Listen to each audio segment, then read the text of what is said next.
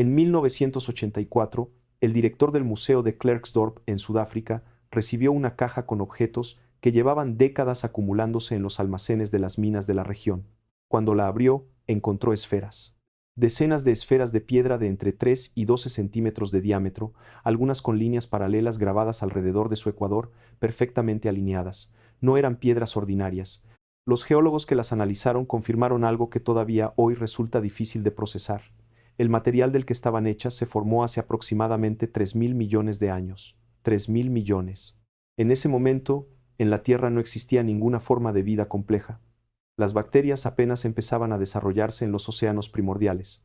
Y sin embargo, ahí estaban esas esferas, con sus surcos, con su geometría, con una forma que según los propios mineros que las encontraron no parecía haberse producido de manera natural, lo que nadie ha podido explicar del todo, ni en 1984 ni 40 años después, es exactamente cómo llegaron ahí. Las minas de pirofilita de Ottosdal, en la provincia del noroeste de Sudáfrica, llevan operando desde principios del siglo XX. La pirofilita es un mineral blando, de color blanquecino o verdoso, que se usa en la industria cerámica y en la fabricación de papel. No es un mineral glamoroso. Las minas de la región de Klerksdorp no eran famosas por ningún descubrimiento especial. Eran minas de trabajo, con turnos largos, polvo y rutina. Pero desde los años 60, los mineros empezaron a encontrar algo que no encajaba. Incrustadas en la roca, a grandes profundidades, aparecían esferas. Algunas eran completamente lisas. Otras tenían 3 surcos paralelos grabados alrededor de su circunferencia, tan regulares que parecían hechos con un torno. Los mineros las recogían, las guardaban, las regalaban. Durante años nadie les prestó demasiada atención, hasta que llegaron al museo. El conservador del museo de Klerksdorp era un hombre llamado Roelf Marx.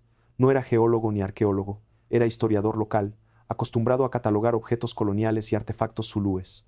Pero cuando recibió las esferas, entendió que estaba ante algo que superaba su formación. Las midió, las fotografió y contactó con geólogos de la Universidad de Potchefstroom. Lo que esos especialistas le confirmaron en los meses siguientes es lo que convirtió a las esferas de Klerksdorp en uno de los objetos más debatidos de la geología y la arqueología de las últimas décadas. La roca que las contenía, la pirofilita que las rodeaba como un estuche, tenía una antigüedad documentada de entre 2.800 y 3.000 millones de años. Eso la situaba en el Precámbrico, en una era geológica tan antigua que resulta casi imposible de visualizar. Para dar una referencia, los dinosaurios desaparecieron hace 66 millones de años. Los primeros homínidos aparecieron hace apenas 6 millones.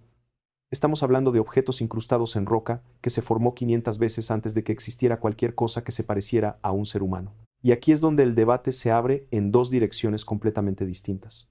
Una científica, otra que lleva décadas circulando en los márgenes y que ha convertido estas esferas en uno de los íconos de la llamada arqueología prohibida.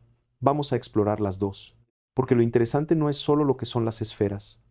Lo interesante es lo que el debate sobre ellas revela sobre cómo funciona la ciencia cuando se enfrenta a algo para lo que no tiene categoría. Rolf Marx no publicó un estudio académico. Lo que hizo fue algo más directo, habló con periodistas. Y en 1982, antes incluso de que las esferas llegaran oficialmente al museo, una pequeña nota apareció en la revista Pursuit, publicada por la Sociedad para la Investigación de lo Inexplicado. El texto era breve pero contundente. Afirmaba que los objetos tenían surcos perfectamente paralelos, que eran perfectamente esféricos y que habían sido encontrados en formaciones geológicas de miles de millones de años de antigüedad. La nota cayó en un ambiente intelectual que en los años 80 estaba particularmente receptivo a este tipo de afirmaciones. Era la época de Erich von Däniken, de los debates sobre el Área 51, de los primeros grandes libros sobre civilizaciones perdidas. La historia de las esferas de Klerksdorp se difundió rápido, y al difundirse, se fue cargando de interpretaciones que los propios objetos no podían sostener. Lo que nadie sabía en ese momento era que los geólogos ya tenían una explicación candidata, una que no requería civilizaciones antiguas ni intervención extraterrestre, una explicación completamente natural. Pero esa explicación tenía un problema. Era complicada, tardó años en articularse correctamente, y cuando llegó, el mito ya estaba demasiado consolidado para retroceder. El geólogo Paul Heinrich es una de las personas que más tiempo ha dedicado a estudiar las esferas de Klerksdorp desde una perspectiva estrictamente científica. Heinrich trabaja para el Servicio Geológico de Luisiana y ha publicado análisis extensos sobre este tipo de formaciones en varias revistas especializadas. Su conclusión, compartida por la mayoría de geólogos que han estudiado los objetos directamente, es que las esferas son concreciones. Una concreción es un proceso geológico bien documentado en el que los minerales se precipitan alrededor de un núcleo central, capa sobre capa, durante millones de años. El resultado puede ser extraordinariamente simétrico, puede producir formas casi perfectamente esféricas, puede generar bandas o anillos en la superficie que parecen grabados, pero son el resultado de diferencias en la composición mineral de cada capa de sedimento. Pero ¿cuánto de perfectas son realmente esas esferas? Aquí es donde el debate se vuelve más matizado de lo que la mayoría de las fuentes populares reconoce. Los defensores de la hipótesis no natural argumentaban que los objetos eran perfectamente esféricos con una precisión que superaba cualquier proceso natural conocido.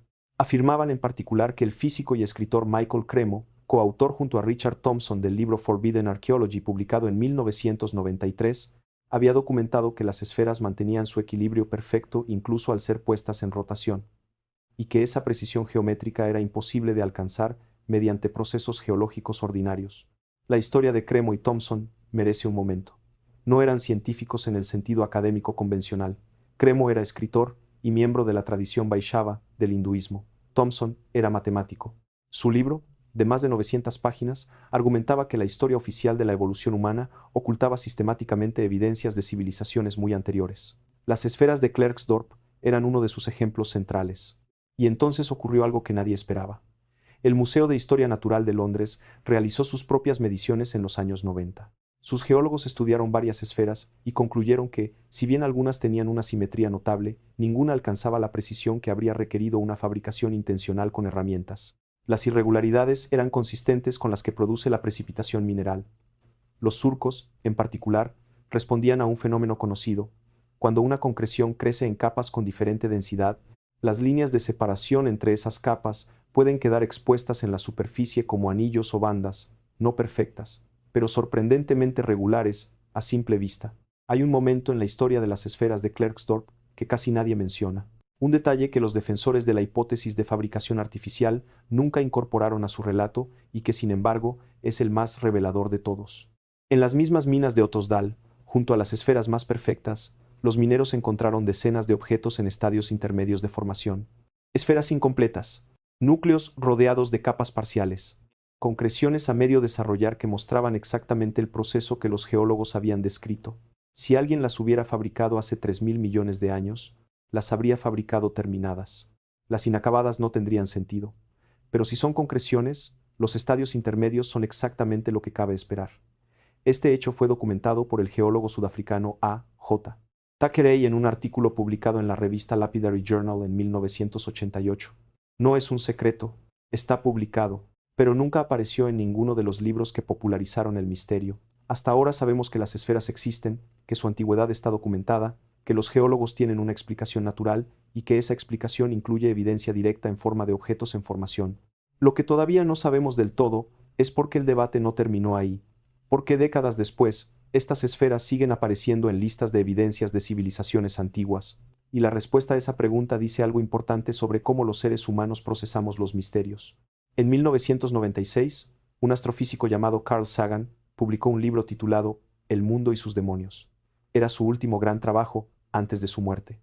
En él, Sagan dedicaba varios capítulos a analizar el mecanismo psicológico por el cual los seres humanos encontramos patrones donde no los hay, una tendencia que los científicos cognitivos llaman pareidolia en su versión visual o apofenia en su versión más amplia. Sagan no mencionaba las esferas de Klerksdorp específicamente, pero describía exactamente el proceso mental que explica por qué objetos naturales extraordinariamente simétricos pueden producir en el observador una certeza casi visceral de que fueron fabricados. El cerebro humano evolucionó para detectar agencia, para reconocer huellas de intención. Cuando ve algo simétrico, cuando ve surcos regulares, cuando ve una esfera casi perfecta, infiere propósito. No puede evitarlo. Es una característica del sistema nervioso, no un defecto. Y aquí es donde la historia de las esferas de Klerksdorp se vuelve más interesante que el misterio mismo, porque lo que revela no es evidencia de una civilización perdida, revela cómo funciona la mente humana ante lo extraordinario, y eso en cierto modo es más fascinante. Lo que te enseñaron, o más bien lo que la cultura popular ha repetido durante 40 años, es que estas esferas son un misterio sin resolver que la ciencia oficial prefiere ignorar. Lo que realmente ocurrió es algo más complejo y en algunos aspectos más interesante. La ciencia no ignoró las esferas. Las estudió, publicó sus conclusiones en revistas revisadas por pares, documentó los estadios intermedios de formación y estableció un mecanismo explicativo coherente con lo que se conoce de la geoquímica del Precámbrico. Lo que falló no fue la ciencia, lo que falló fue la divulgación. Las conclusiones científicas son técnicas, densas, poco cinematográficas. La hipótesis de la civilización perdida es sencilla, poderosa y emocionalmente satisfactoria. En un mercado de atención limitada, lo segundo siempre gana a lo primero, a menos que alguien haga el esfuerzo de contar la historia correcta de la manera correcta. Pero hay otro elemento en esta historia que merece ser examinado con cuidado. Porque si bien la explicación geológica es sólida, hay aspectos de las esferas de Klerksdorp que los propios geólogos reconocen como inusualmente notables. La densidad de esferas encontradas en ciertas zonas de las minas es estadísticamente alta. La regularidad de los surcos en algunos ejemplares específicos supera lo que se observa en concreciones similares documentadas en otras partes del mundo. Y hay un pequeño número de esferas, menos de una docena según la clasificación de Rolf Marx, que todavía no han sido completamente asignadas a ninguna categoría geológica conocida con total certeza. No porque sean de fabricación artificial, sino porque la variedad de procesos que pueden producir concreciones en el Precámbrico no ha sido completamente cartografiada. La geología de hace 3.000 millones de años es, literalmente, territorio en parte inexplorado. El geólogo sudafricano Johan Huizer estudió durante años las colecciones del Museo de Klerksdorp. En una entrevista publicada en el South African Journal of Geology en 2002, Huizer fue directo. Ninguna de las esferas que había examinado requería una explicación fuera de los procesos naturales conocidos. Pero añadía algo que sus colegas a veces omiten. El hecho de que algo tenga una explicación natural no lo hace menos extraordinario. Que la naturaleza pueda producir, sin ninguna intervención, objetos con esa simetría, esos surcos y esa perfección aparente durante un proceso de millones de años es, en sí mismo, algo que merece asombro. El problema, decía Heiser, es que el asombro ante la naturaleza no genera los mismos clics que el asombro ante lo inexplicable. Y aquí llegamos al momento central de este video, el que cambia cómo se ve todo lo anterior. En 2018, un equipo de la Universidad de Johannesburgo realizó el análisis más completo que se había hecho hasta entonces de una muestra representativa de esferas de Klerksdorp. Utilizaron tomografía computarizada de alta resolución, el mismo tipo de escáner que se usa en medicina, para examinar la estructura interna de 22 esferas seleccionadas por su aparente regularidad. Los resultados fueron publicados en el Journal of African Earth Sciences. Lo que encontraron en el interior de las esferas fue definitivo en un sentido y desconcertante en otro. Definitivo porque confirmó la estructura concéntrica en capas característica de las concreciones, capas de mineral precipitado alrededor de un núcleo, exactamente como habían predicho los modelos geológicos. Desconcertante porque en 3 de las 22 esferas, las capas internas mostraban una organización que los investigadores describieron como inusualmente regular, con una simetría interna que superaba lo observado en concreciones comparables de otros yacimientos del mundo. No afirmaron que fueran artificiales. Afirmaron que el mecanismo que produjo esa simetría interna específica no estaba completamente explicado por los modelos existentes de precipitación mineral en el Precámbrico. 3 de 22, no todas, no la mayoría, 3, pero esas 3 son suficientes para mantener abierta una pregunta legítima dentro de la geología. No la pregunta de si existió una civilización hace 3.000 millones de años. Esa pregunta no tiene base, sino la pregunta de qué procesos geoquímicos específicos del Precámbrico pueden producir simetrías internas de ese nivel, y si esos procesos nos dicen algo sobre las condiciones de la Tierra primitiva que todavía no entendemos del todo. Es una pregunta más pequeña que el misterio original, pero es una pregunta real, y las preguntas reales son más valiosas que los misterios fabricados. Las esferas de Klerksdorp están hoy repartidas entre el Museo de Klerksdorp, colecciones privadas de mineros y sus familias, y algunos museos universitarios de Sudáfrica. Rolf Marx, el conservador que las puso en el mapa, murió en 2006. El museo lleva su nombre en uno de sus salones. Las minas de Ottosdal siguen operando, aunque a menor escala que en su momento de mayor actividad. Los mineros actuales saben perfectamente qué son las esferas. Las recogen cuando aparecen. Algunas las venden a coleccionistas. Otras las guardan como curiosidades. Nadie en las minas cree que sean obra de una civilización antigua, pero todos, sin excepción, admiten que cuando ves una por primera vez, cuando la tienes en la mano y sientes su peso y su simetría perfecta, algo en tu cerebro se niega a aceptar que la hizo la naturaleza sola. Ese instante, ese momento de resistencia cognitiva, es quizás lo más valioso que nos dejan estas esferas, no como evidencia de nada inexplicable, sino como espejo, como recordatorio de que el cerebro humano no evolucionó para entender el Precámbrico, evolucionó para sobrevivir en una sabana, para detectar depredadores, para reconocer intenciones en otros seres humanos. Cuando ese cerebro se enfrenta a algo de 3.000 millones de años, a procesos que operan en escalas de tiempo que no puede visualizar, tiende a colapsar la explicación correcta en favor de la explicación familiar. Fabricado, intencional, hecho por alguien.